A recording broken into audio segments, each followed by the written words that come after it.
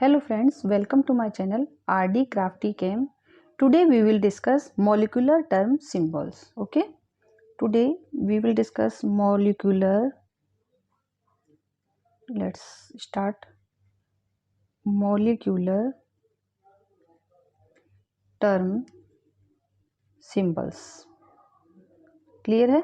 Previous video में हमने microstates निकाली थी और उससे पहले की वीडियो में मैंने आपको एटॉमिक टर्म सिंबल सिखाए थे। प्लीज़ आपसे रिक्वेस्ट है कि अगर आपने वो वीडियो नहीं देखा है तो मैं लिंक आपको डिस्क्रिप्शन में प्रोवाइड करा दूंगी, आप पहले वो ज़रूर देखिए, क्योंकि जब तक आप एटॉमिक टर्म सिंबल आपको निकालना नहीं आएगा तो फिर आप मॉलिक्यूलर टर्म सिंबल नहीं निकाल पाएंगे, क्योंकि उससे रिलेटिव इसका जो है फॉर्मूला होता है थोड़ा सा चेंज होता है। बट अगर आप एटॉमिक टर्म सिंबल पहले पढ़ लेंगे तो आपको ये इजीली क्लियर हो जाएगा। एक चीज़ और है कि एटॉमिक मॉलिक्यूलर टर्म सिंबल्स को समझने के लिए आपकी एमओटी क्लियर होनी चाहिए। It means molecular orbital theory जो है वो आपको आनी चाहिए। अगर आपने इसके बारे में बिल्कुल भी पढ़ नहीं रखा है तो आप प्लीज़ इसको थोड़ा सा देख लीजिए। एमओटी मॉलिक्यूलर ऑर्बिटल थ्योरी आपको आनी चाहिए। इट मीन्स कि इलेक्ट्रॉन्स का जो है ऑर्बिटल्स में अरेंजमेंट किस तरह से होता है एनर्जी डायग्राम में, वो आपको इसकी नॉलेज होनी चाहिए। ठीक है, तो हम स्टार्ट करते हैं मॉलिक्यूलर टर्म सिंबल्स। देखिए, मॉलिक्यूलर ऑर्बिटल्स के लिए टू टाइप्स के आपको मॉलिक्यूलर टर्म सिंबल्स निकालने होंगे, जिसमें आपके पास में एक तो होमोन्यूक्लियर होंगे, एक तो होमोन्यूक्लियर मॉलिक्यूल्स होंगे और दूसरा आपके पास में हेट्रोन्यूक्लियर मॉलिक्यूल्स होंगे। क्लियर है। तो होमोन्यूक्लियर हम पहले देखेंगे, उसके बाद में हेट्रोन्यूक्लियर हम देखेंगे। तो हेट्रोन्यूक्लियर वाला थोड़ा इजी रहेगा, क्योंकि जो हमारा फॉर्मूला है जिससे हमने एटॉमिक टर्म सिंबल्स निकाले थे, एक्चुअली हेट्रोन्यूक्लियर हम उसी से निकालेंगे इजी वे में, और होमोन्यूक्लियर को हम थोड़ा देख लेते हैं। कोई खास नहीं है, अभी आपको अच्छे से समझ में आ जाएगा क्लियरली। आप धीरे धीरे एक एक चीज़ को समझिए। सबसे पहले हम एमओटी में जो हम एनर्जी डायग्राम बनाते हैं उसका हम ऑर्डर किस तरह से रखते हैं वो आप देखिए मॉलिक्यूलर ऑर्बिटल, अगर आप राइट डाउन कर रहे हैं तो आप इस तरह से लिख लीजिए मेरे साथ ही। मॉलिक्यूलर ऑर्बिटल, ऑर्बिटल से energy level order for homonuclear diatomic. Clear है। हम जो फॉर्मूलाज पढ़ेंगे वो डाई एटॉमिक मॉलिक्यूल के लिए पढ़ेंगे, क्योंकि इससे ज़्यादा का जो है आपके बहुत टिपिकल हो जाता है आगे। तो हम सिंपल के लिए डाई एटॉमिक मॉलिक्यूल्स के लिए पढ़ते हैं इस मॉलिक्यूलर टर्म सिंबल्स को, और क्वेश्चन भी जनरली यहीं से पूछे जाते हैं आपको।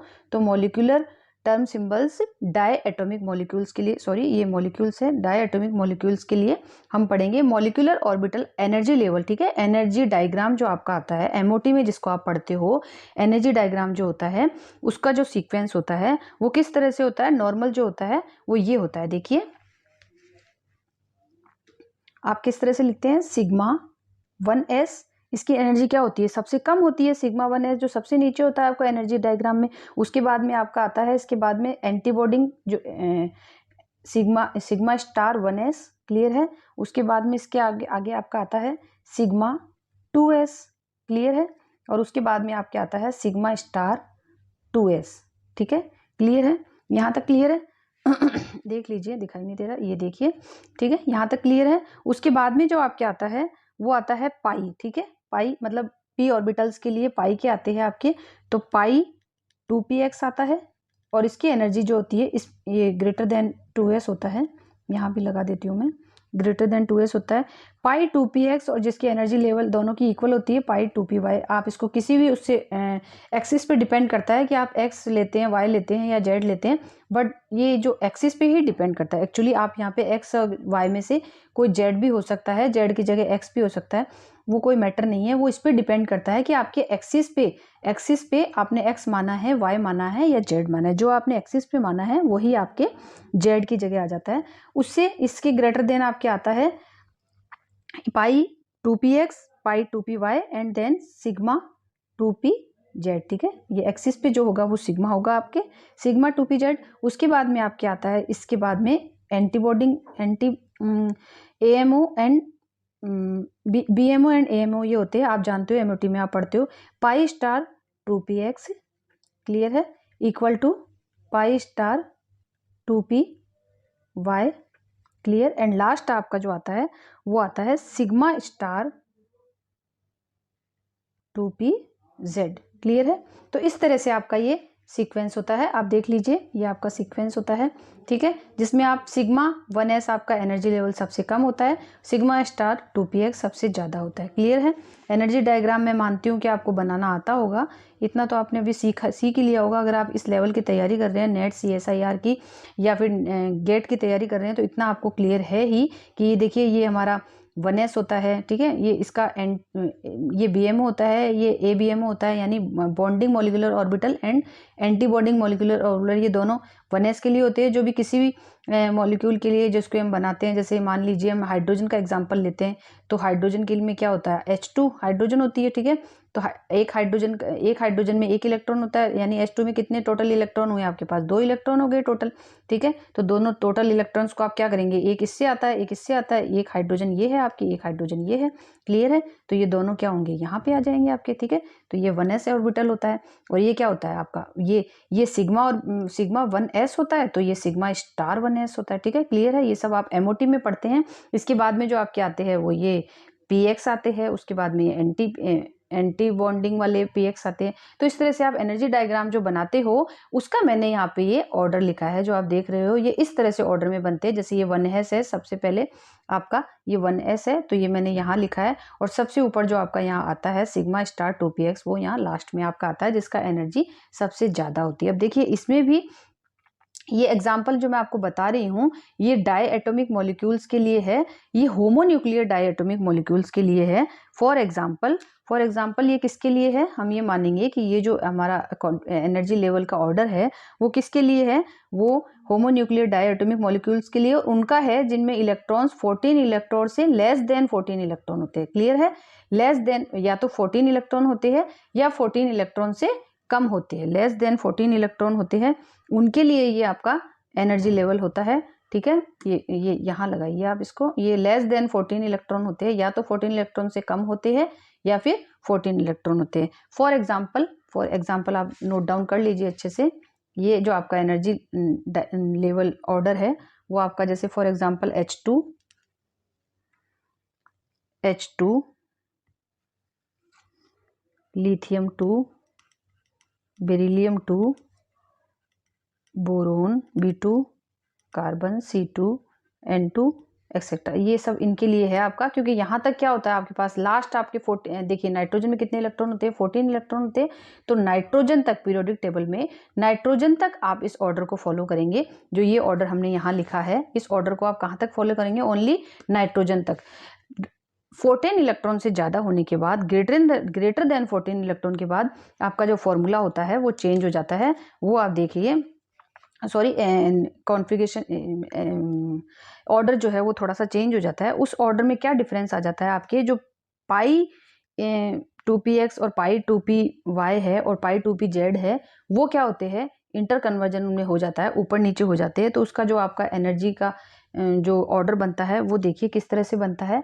उसमें sigma 1s, sigma star 1s, then उसके बाद में आता है sigma 2s and then sigma star 2s। यहाँ तक आपका ऑर्डर जो है वो बिल्कुल सेम होता है। इसके बाद में क्या होता है, आपके यहाँ पे पहले सिग्मा 2pz आ जाता है, ठीक है, क्लियर है। इसके बाद में आपके वहाँ पे क्या था, 2px आया था, यहाँ पे पहले सिग्मा 2pz आ जाता है, एंड देन उसके बाद में आपके यहाँ पे पाई 2px equal to pi 2py आता है, क्लियर है।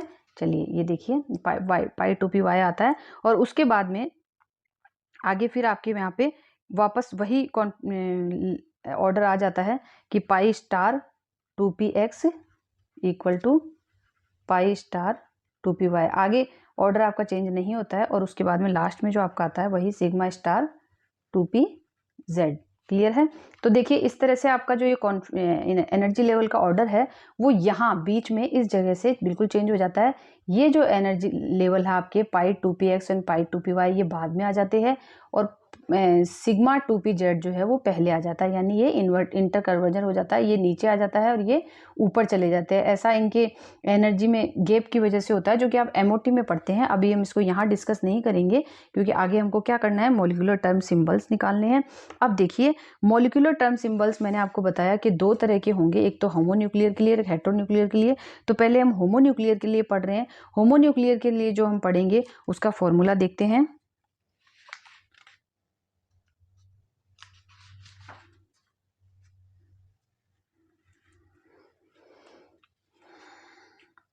होमोन्यूक्लियर के लिए आपका जो फॉर्मूला आता है वो आपका आता है 2s+1।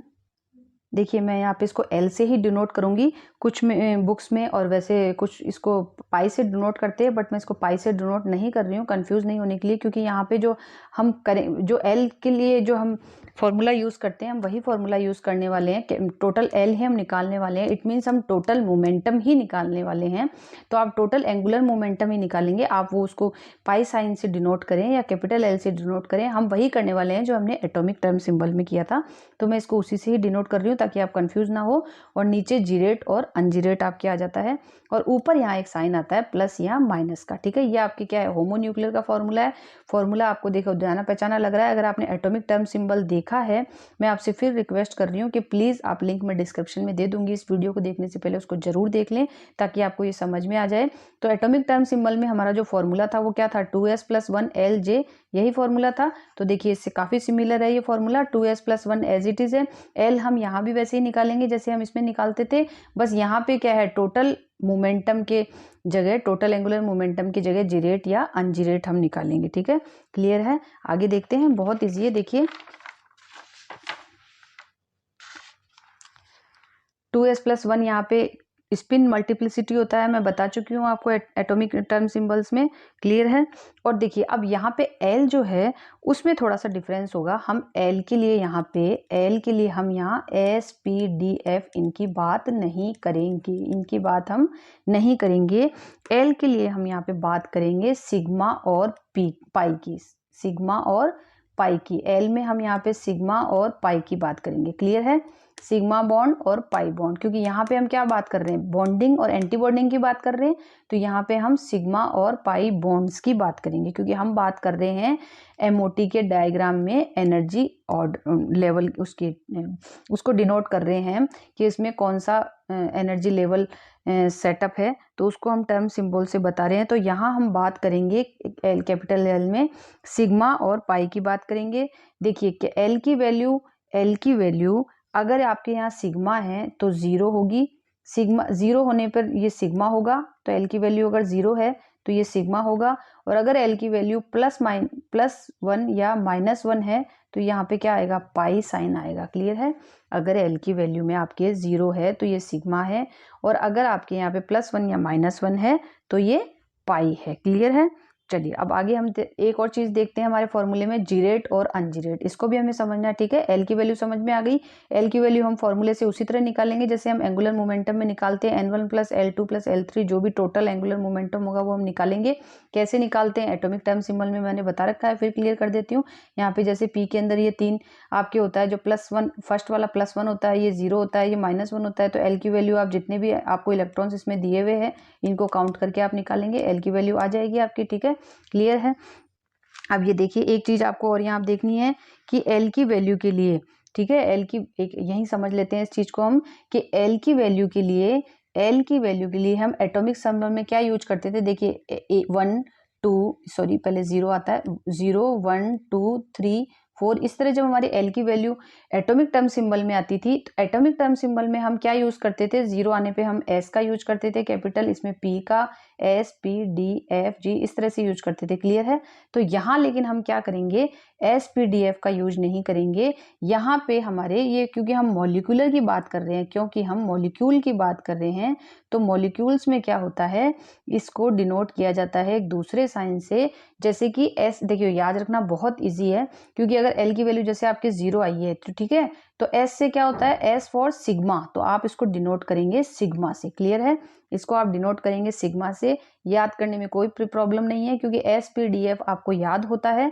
तो इससे देखिए S for sigma, P for pi, P for pi, D for delta और एफ फॉर फाई। बहुत इजी है, कोई प्रॉब्लम नहीं है।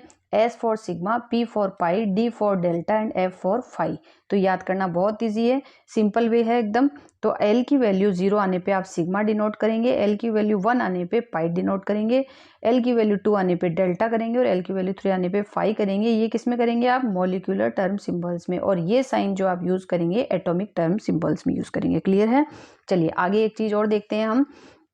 अब हम देखते हैं जीरेट और अनजीरेट क्या होता है। ठीक है, जीरेट और अनजीरेट क्या होता है। देखो जीरेट से मतलब ये होता है कि सेंटर ऑफ सिमेट्री जिस मॉलिक्यूल में होती है उसको हम जीरेट बोलते हैं। क्लियर है, सेंटर ऑफ सिमेट्री जैसे मान लीजिए ये H2 है, H2 मॉलिक्यूल है, तो इसमें क्या होगा, जैसे H2 ये मॉलिक्यूल है, तो इसके अंदर आप सेंटर से, इसके न्यूक्लियस से इधर जाएंगे तो भी आपको हाइड्रोजन मिल रही है, इधर जाएंगे तो भी हाइड्रोजन मिल रही है। इसी तरह आप O2 में देखेंगे, O2 में आप इधर जाएंगे तब भी आपको ऑक्सीजन मिल रही है, इधर जाएंगे तब भी आपको ऑक्सीजन मिल रही है। तो इनमें क्या है, सेंटर ऑफ सिमेट्री है, तो ये क्या है, जीरेट मॉलिक्यूल्स है। क्लियर है, ये जीरेट मॉलिक्यूल्स है। लेकिन जैसे मान लीजिए मैं NO बोलती हूँ, तो NO के अंदर सेंटर ऑफ सिमेट्री नहीं है, इधर जाने पे आपको ऑक्सीजन मिलती है, इधर जाने पे आपको नाइट्रोजन मिल रही है। तो ये क्या है, ये जीरेट नहीं है क्योंकि इसमें सेंटर ऑफ सिमेट्री नहीं है।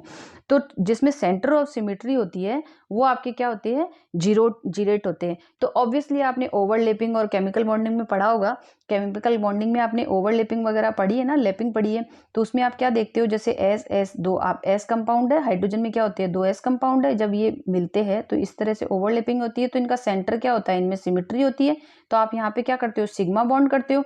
और जैसे पी एक्स पी वाई में क्या होता है, पी एक्स पी वाई में ओवरलैपिंग इस तरह से होती है, ये देखिए इस तरह से होती है। तो इनमें क्या होता है, सेंटर ऑफ सिमेट्री नहीं होती है, ये प्लस माइनस, तो यहाँ जब बन के ये क्या होता है, यहाँ प्लस बनता है, यहाँ माइनस बनता है। तो अब यहाँ से क्या होगा, सेंटर ऑफ सिमेट्री नहीं है, इधर जा रहे हो तो पॉजिटिव मिल रहा है, इधर जा रहे हो तो नेगेटिव मिल रहा है। तो सिग्मा में क्या होता है, सेंटर ऑफ सिमेट्री होती है, बट इसमें जैसे पाई वाला एग्जाम्पल है तो इसमें क्या है, सेंटर ऑफ सिमेट्री नहीं है। क्लियर है, तो इस तरह से जिसमें सेंटर ऑफ सिमेट्री होगी उसको हम जीरेट बोलेंगे, और जिसमें सेंटर ऑफ सिमेट्री नहीं होगी हम उसको अनजीरेट बोलेंगे। तो देखिए अब याद करने के हिसाब से आप सिर्फ एक याद कीजिए, मैं आपको ये सजेस्ट करूंगी कि आप ओनली एक चीज को याद कीजिए। जैसे मैंने बोल दिया कि सिग्मा बॉन्ड, ठीक है, अगर सिग्मा बॉन्डिंग होती है, ठीक है, सिग्मा बॉन्डिंग होती है तो उसको आप क्या बोलोगे, जीरेट बोलोगे। आप बस इतना याद लीजिए, उसके बाद में जो है वो सारे, देखो सिग्मा बॉन्डिंग के बाद आप क्या करते हैं, सिग्मा बॉन्डिंग के बाद क्या करते हैं आप, सिग्मा एंटी बॉन्डिंग करते हैं। क्लियर है, जब आप वो बनाते हैं और MOT जो डायग्राम बनाते हैं एनर्जी का, तो उसमें आप क्या बनाते हो, देखो इस तरह से बनाते हो ना उसको, इसको देख लेते हैं हम एक बार, क्या बनाते हो आप, इस तरह से बनाते हो। ये आपका 1s के दोनों डायग्राम है, फिर उसके बाद में ये आपके 2s के डायग्राम है, ठीक है, और उसके बाद में आपके यहाँ पे p के डायग्राम है जिसमें ये आपके 2 px है और ऊपर pz है। इस तरह से बनाते हैं आप, ठीक है, ये pz है, ये आपका 2s है, ये भी 2s है, बट ये क्या है, सिग्मा स्टार 2s है, ये सिग्मा 2s है, और यहाँ पे ये क्या है, ये आपका सिग्मा स्टार 1s है, ये सिग्मा 1s है। तो अब आप सबसे पहले कौन सा बना रहे हो, सिग्मा वाला बना रहे हो, इट मीन्स सिग्मा बॉन्डिंग जो है आपकी वो बना रहे हो आप। तो सिग्मा के बाद आपने क्या बनाया है, यहाँ पे ये देखिए, ये सिग्मा बनाया आपने, उसके बाद में सिग्मा स्टार, ठीक है। तो आप सिर्फ सीक्वेंस से याद कीजिए, एक को आप याद कर लीजिए कि सिग्मा बॉन्डिंग मीन्स जीरेट, दूसरा आपका क्या है, सिग्मा एंटी बॉन्डिंग, ठीक है, सिग्मा एंटी बॉन्डिंग। तो अगर सिग्मा बॉन्डिंग, सॉरी ये एंटी बॉन्डिंग, क्लियर है, हाँ, अगर सिग्मा बॉन्डिंग आपका जीरेट है तो आप क्या करोगे, इसको इन्वर्स कर दोगे, ये रिवर्स हो जाएगा, तो सिग्मा एंटी बॉन्डिंग क्या हो जाएगा आपका, अनजीरेट हो जाएगा। क्लियर है, अब आप क्या करेंगे, पाई बॉन्डिंग, पाई बॉन्डिंग। तो अब देखिए पाई बॉन्डिंग, तो अब आपने क्या करा था, सिग्मा बॉन्डिंग जीरेट करा था, तो पाई बॉन्डिंग क्या है आपका, अनजीरेट है, अनजीरेट है। और सिग्मा एंटी बॉन्डिंग क्या है आपका, अनजीरेट है। तो पाई स्टार जो है एंटी बॉन्डिंग, एंटी बॉन्डिंग वो आपका क्या हो जाएगा, जीरेट हो जाएगा। क्लियर है, मतलब सिग्मा बॉन्डिंग अगर जीरेट है तो सिग्मा स्टार एंटी बॉन्डिंग क्या है आपका, अनजीरेट है। पाई बॉन्डिंग अगर अनजीरेट है, देखिए मैंने आपको अभी बताया था पी के एग्जांपल से कि ओवरलैपिंग जो होती है उसमें सेंटर ऑफ सिमेट्री नहीं हो पाती है, तो ये क्या होता है, पाई बॉन्ड क्या होता है, अनजीरेट होता है। तो पाई बॉन्ड अगर अनजीरेट है तो पाई स्टार एंटी बॉन्डिंग जो होता है वो क्या है, जीरेट है। क्लियर है, तो इस तरह से आप इनको याद कर लेंगे, इजी है, कोई दिक्कत नहीं। आप बस ये ध्यान रखिए कि सिग्मा बॉन्डिंग जो होती है उसमें जीरेट होती है, तो ऑब्वियसली पाई बॉन्ड में क्या होगा, अनजीरेट होगा। अब अगर सिग्मा बॉन्डिंग में जीरेट है तो एंटी बॉन्डिंग में क्या होगा, अनजीरेट होगा। अब सिग्मा बॉन्डिंग अगर पाई बॉन्डिंग अगर अनजीरेट है तो पाई एंटी बॉन्डिंग क्या होगा, जीरेट होगा। क्लियर है, बहुत ईजी है, इनको याद रखना। आप बस एक को याद रख लीजिए, बाकी सब अपने आप आपके निकल जाएंगे। देखिए एक चीज़ हमको इस फॉर्मूले में और समझनी है, वीडियो बहुत लंबा हो जाएगा, तो एग्जाम्पल हम नेक्स्ट वीडियो में लेंगे। आज हम सिर्फ तरीका निकालेंगे, तरीका समझेंगे।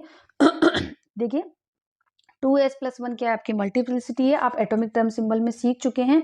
एल के अंदर हमें जो निकालना है उसको मैंने आपको बता दिया है कि यहाँ पे आप sigma, pi, delta and phi का यूज़ करेंगे इनकी वैल्यू ये आने पे, और इसके साथ ही आप सिग्मा एंड पाई का यूज़ करेंगे। +1 -1 होने पे आप पाई का यूज़ करेंगे, 0 होने पे आप सिग्मा का यूज करेंगे। ये मैंने आपको एल के लिए बता दिया है। आगे आपकी जीरेट अनजीरेट मैं आपको बता चुकी हूँ। लास्ट आपका बचता है ये प्लस माइनस का साइन। तो देखिए ये प्लस माइनस का साइन से यहाँ क्या मतलब है, इसको आप इस तरह से ध्यान रखिए कि ओनली अगर आपका पी ऑर्बिटल जो है आपका पाई पार्शली अगर फील्ड होगा, पाई पार्शली अगर फील्ड होगा, पाई जो है आपका अगर पार्शली फील्ड होगा, इट मीन्स जैसे मैंने मान लीजिए ये 3 आपके ऑर्बिटल है पी के, तो मान लीजिए ये 2 फील्ड है, ये एक फील्ड नहीं है, या फिर ये इस तरह से हाफ फील्ड है, तो मतलब अगर ये पार्शली फील्ड होगा, पूरा फील्ड नहीं होगा, पाई अगर पार्शली फील्ड होगा तो ही इफ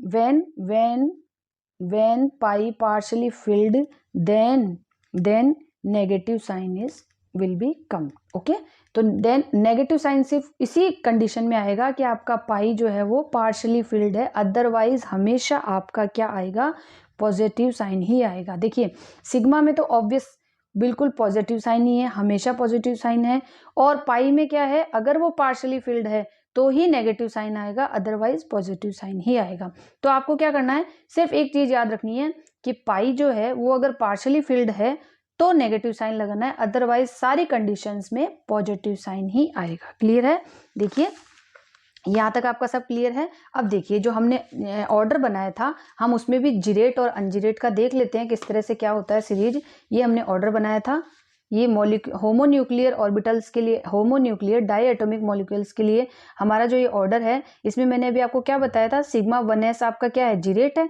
मतलब सिग्मा है तो सिग्मा क्या है, जीरेट है। क्लियर है, सिग्मा स्टार है तो ये अनजीरेट है। ये क्या है, सिग्मा 2s है, मतलब सिग्मा है तो ये क्या है, जीरेट है। अगेन सिग्मा स्टार है तो ये अनजीरेट है। पाई क्या होता है, पाई अनजीरेट होता है तो ये अनजीरेट है, ये भी अनजीरेट है। सिग्मा क्या होता है, जीरेट होता है तो ये जीरेट है। पाई स्टार क्या होगा, देखिए पाई अगर अनजीरेट है तो पाई स्टार क्या होगा, जीरेट होगा। अगेन ये पाई स्टार है, जीरेट है। ये सिग्मा स्टार है तो सिग्मा क्या होता है, जीरेट होता है, तो सिग्मा स्टार क्या होगा, अनजीरेट है। क्लियर है। इसी तरह से जो एक और हमने लेवल देखा था, ये जो 14 इलेक्ट्रॉन से ज़्यादा वाले इलेक्ट्रॉन वाले, जैसे ऑक्सीजन, फ्लोरीन और नियॉन जो एग्जांपल जिसके होते हैं, ठीक है। ये जो हमने दूसरा ऑर्डर बनाया है, ये O2, F2 और नियॉन 2 के लिए है, आप लिख लीजिए। ये एग्जांपल इनके लिए है जिनमें मोर देन 14 इलेक्ट्रॉन्स होते हैं। इसमें भी आप इस तरह से बना लीजिए, ये जीरेट है, ये अनजीरेट है, अगेन ये जीरेट है, ये अनजीरेट है, ये जीरेट है, ये अनजीरेट है, ये अनजीरेट है, ये जीरेट है, ये जीरेट है, और ये आपका अनजीरेट है। क्लियर है। तो इस तरह से आप इसका बना लीजिए। उसके साथ ही आप एक चीज और देख लीजिए कि यहाँ पे मैंने आपको क्या बताया था, एल की वैल्यू भी मैंने आपको समझा दी है। एल की वैल्यू क्या बताइए मैंने आपको, एल की वैल्यू मैंने आपको बताइए कि अगर सिग्मा है, अगर एल की वैल्यू 0 है तो सिग्मा है, और एल की वैल्यू अगर +1 या -1 है तो क्या है, आपका पाई है। ठीक है, तो यहाँ पे क्या है, सिग्मा है तो मीन्स एल की वैल्यू आपके क्या है, 0 है।